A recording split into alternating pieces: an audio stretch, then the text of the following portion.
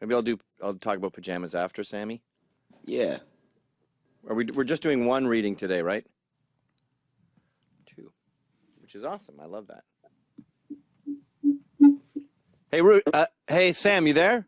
Hey, How are you? good man. How you doing? Good. So is that your camera on your computer, or you have a webcam? That is a webcam on my computer. Okay. Do you use PC?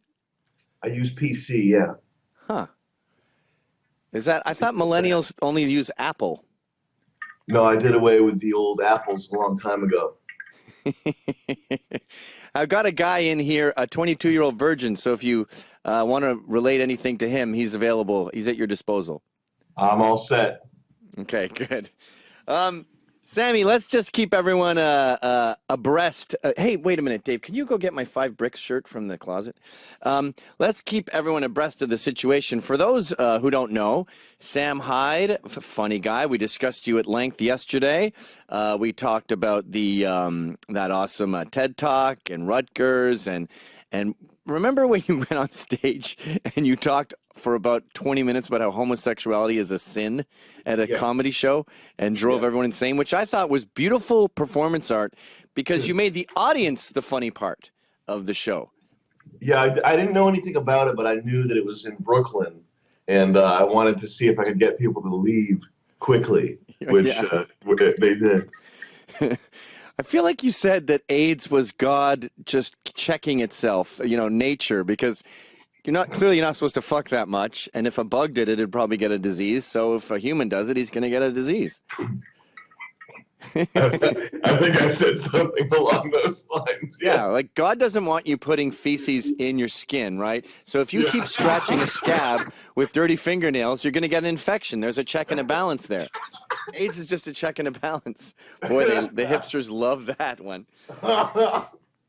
So then you do a show, and you gave me herpes, by the way. I was so stressed out when I heard this news, I had an outbreak on my face. Because I'm so sorry about that, man. Of course I hate social justice warriors, but what really made me sick was that this was comedians, and it wasn't just comedians, it was the comedians in the weirdest, kookiest enclave of comedy. And you go, why are they getting involved in this fucking stupid fat lesbian shit? Yeah, it's a very weird thing. I mean, as far as I'm aware, for the past, as long as I've been alive, you've heard nothing but comedians talking about how we have to be free to say, I like to eat poop, and like all these other types of things. Like they've been campaigning for more and more the ability to say more and more disgusting things on TV, and I guess we come around and really get these alt comedians on our case, which was just very strange to see. Yeah, like I've hung out with all of these guys, and politics never comes up ever. And then, like Tim Heidecker, for example, I talked to him once, and he told me about these black crackheads that he lived above, and how he heard them fighting. I think it was a son and his mother, and he went down to break it up, and then the crackhead started chasing him with a knife. And as Tim was running, he was being stabbed in the back.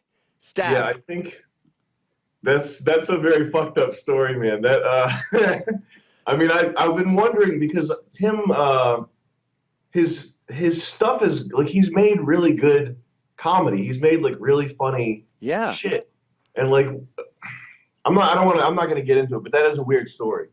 Well, so that's the kind of world these guys live in. It's just kooky, funny stories, and then all of a sudden, I think Trump was a big part of this. They go, "We're getting political now," and then Tim gets focused on Alex Jones, which don't pick a fight with Alex Jones unless you've done your fucking homework.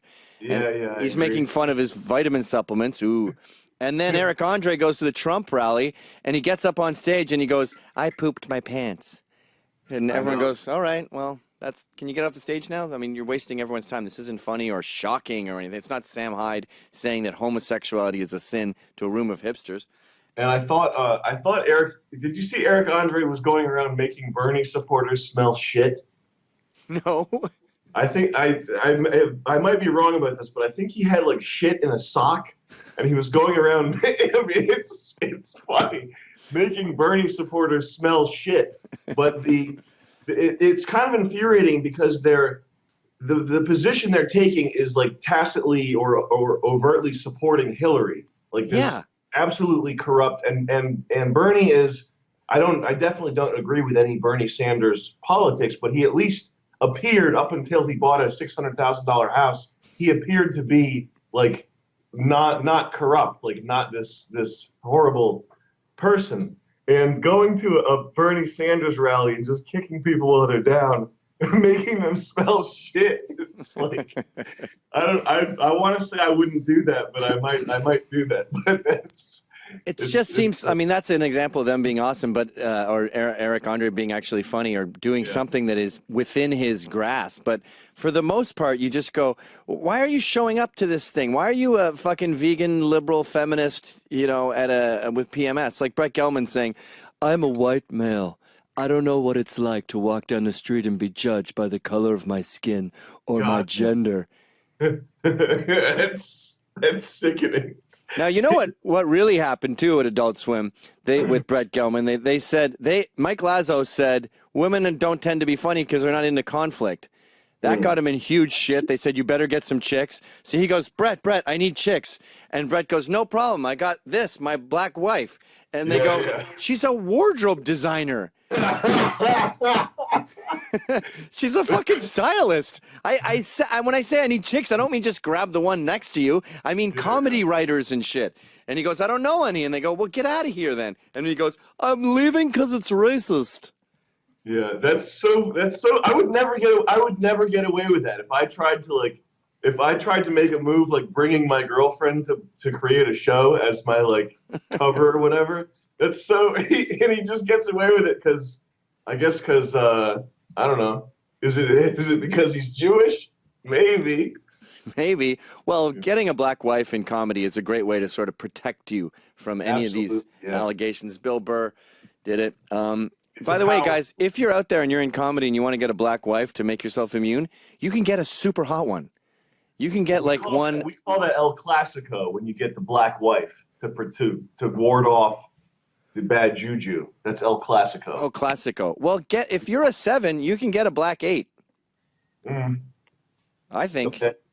Every Indian girl I fucked, not feather, but dot, was out of my league. Like other Indian guys would be so fucking pissed that a 7 like me was walking around with an 8. But when you go down in race, you can go up in looks. Oh my God, man. Just kidding. I think Elliot Rodger would have a few things to say about that. Right. So this guy, Joe Bernstein, who just seems like a vindictive little cunt. He tried to take down Patton Oswalt years ago because Patton stood next to Nick Bougas once. Do you know about that? I don't know anything about Nick that. Bougas is a cartoonist, and they've discovered that he drew that anti-Semitic cartoon of Shylock Jew with the big nose. Is he A. Wyatt Man? Yes. Oh, no shit. Yeah, that's Nick Bougas, and he did cartoons for Answer Me. So Patton Oswalt was a big fan of Answer Me. Oh, there's that cartoonist. So he stands next to him. Huge controversy. So Bernstein, what's his name? Joseph Bernstein? Joe Bernstein? Yeah. He does this big, long expose, and then it ends with a picture of Patton and the guy. And everywhere went, so? And that was the end of that. I searched my email when this article came out, and I found out Bernstein actually emailed me like over a year ago regarding the thing I did in the gladiator armor. Yeah, I think. TED Talk. And I kind of shrugged him off in a rude way. Like I sent him, I forgot exactly what I did, but I just shrugged him off in a rude way on email like a year and a half ago. And I think that might be where this started. Like I think he's got these people hold grudges for a long time. These people Vindictive hold grudges for a long time, if you know what I'm saying. And he really went deep on the old grudge there. Yeah. But I have a feeling time to let some shit go. Years. Pardon me? I said I have a feeling he's going to be following me around for years. Yeah, I think you're right. Well, I don't mind that there's horrible little shitheads out there who get mad because someone was mean to them a year and a half ago. It's when they're effective that I get herpes. And And then I see it going down into the annals of history as, look, the show just wasn't popular. That's business. It's called the free market. Yeah. I think it was Michael Ian Black on Twitter. He said to me, yeah, he's a TV exec. His job is to cancel shows. That's what you do. He canceled the show. Are you telling me Michael Ian Black's a libertarian now? He's saying that Adult Swim has the right to associate with who they want to? Yeah, that's the problem. They don't understand that. First of all, how many episodes did Mike Lazo ask for after he saw the first season? 100. 100. That's the free market. If you harass people's employers, that's not the free market. It's economic terrorism. And it's a big deal. I mean, it's a lot of fucking jobs. I would rather be beat up than have my company shut down. Yeah. And that 100 episodes, by the way, now it's isn't that the magic number for TV? Aren't you a franchise then forever? I don't know anything about that. Yeah, that's the deal. Once you break 100, I want to be a franchise forever. You sit back and relax. Yeah. So we're not telling this story very well because I'm assuming everyone has seen it. But after that article made it to the Turner execs, they told Lazo to cut you loose. The 100 episodes are canceled. And there must have the comedy world says good. We got rid of a racist, even though even the bands have disavowed the show. We didn't know it was so racist. John Mouse has not disavowed the show. Oh, okay, we got one. But the other bands did indeed write their letters of contrition saying that they are sorry for appearing on the show, which is crazy. Like they didn't have to do that, and after they did that, they've been getting the same amount of shit from people. Right, like but from your people. No, from the people saying that they're racist for associating with the show. Oh, they still continue to get shit from people. So, what's the point? It's this anti-racism, anti-fucking bigotry movement. The supply is not even coming close to the demand. So once they get a morsel, they just have to fucking inflate it into a ball that they can carry around like a Macy's fucking Thanksgiving Day parade. It's ridiculous and sad. And not once has anyone ever said what sketch they have a problem with. Yeah, the show is really not. I mean, my own personal politics and my Twitter feed aside, the show itself is not like there was no point where we were writing it where we were like, we've got to write this one in order to get this message across. Like it's not a political show, and the racism and sexism in the show is on par with what you would have seen on TV in like 2002. Like it's not like we're not going 50 years into the past showing like whippings on TV or something. Like it's not right. The kind of thing. I've seen Eric Andre draw swastikas on his show, and he loves them. They should call him Eric Swastika Andre. That should be his nickname. He loves the fucking things. You know, it started when I think a lot of comedians are pussies at the end of the day. They're beta males. They grow up with single moms, and when they get threatened, they get genuinely petrified. Yeah, I know. I agree with that, I think. Well, wait, you grew up with a single mom. Yeah, I'm a recovering beta. I call myself Beta Prime. Are you tough? Well, I did jujitsu. I was a huge fucking pussy. And then I did jujitsu. You know Master Chim? No. I did jujitsu for on and off for about 5 years, and that sort of makes it so that you at least have a sense of it's good for being a pussy. Oh, well, that's see it. I would recommend it. That might help our 22-year-old virgin here get laid. Should we sign him up? Probably, yeah. That sounds reasonable, right, Jack? Yeah, I found a PDF of like 29 ways to increase your masculinity. One of them was jujitsu and like kung fu, preferably jujitsu. I found a PDF. Yeah. Well, in all seriousness, it gives you a sense that you know what you're doing in the physical world. It's kind of like if you've never skateboarded or surfed before, and it kind of makes it so that walking around you are like a good skateboarder, if that makes any sense. Yeah, I get what you're saying. Yeah. And I feel that way about not beating off. Do you beat off, Jack? Not since the Proud Boys movie. Oh, good. 4 days in. That's It hurts wonderful. my singing voice, though. I can't hit high notes when I don't jerk off because, You know, the Yeah, the well, testosterone pills, Pentatonics might fire you if you don't fucking get your those voice high gets notes. deeper when you don't do it. Sorry, Sam. So what's the plan now? I want you on Compound Media. I want you to have a show on this network.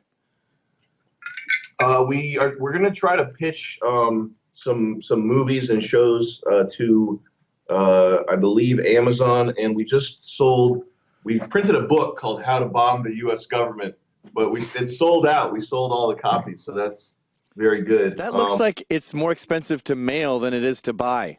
Yeah, it's 4 pounds of paper, so it's like weird. We got to figure out a way to cut that down, but that's we're gonna keep doing indie comedy stuff for the time being, I think. Yeah, well, the bright news, the bright side of all this is that we can't be fired anymore. That is very true. I had Ben Garrison on yesterday and Roosh V on today, and all these different people that come on the show that have been outcast from society. But you realize your society you made is a complete fucking mess, and ours has more money and more people in it. Like you go on Alex Jones, and 1 million, 2 million people see your appearance and want to buy your book.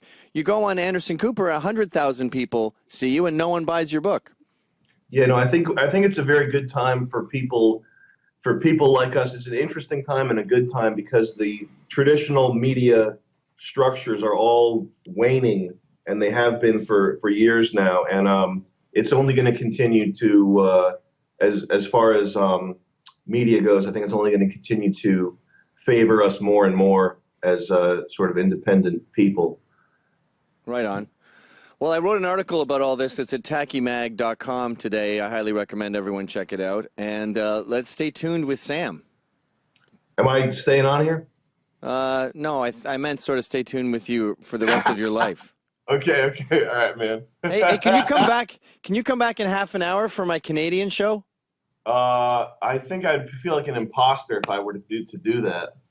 What? Why? Because I'm not Canadian. Yeah, we actually go outside of Canada for guests occasionally. Oh shit. Yes, Well, do it. I command you. My thing live, like, I think your viewers are probably thinking, who the fuck is this guy? Like, my ability to be compelling live, like off the cuff, is very limited. Like, this All is right, why. we'll just do a 5-minute and we'll talk about what happened here. Look, I'm wasting their time on this show talking about another show. God. Okay, I'll All right. talk to you in half an hour. Bye. All right. I fucked that guy.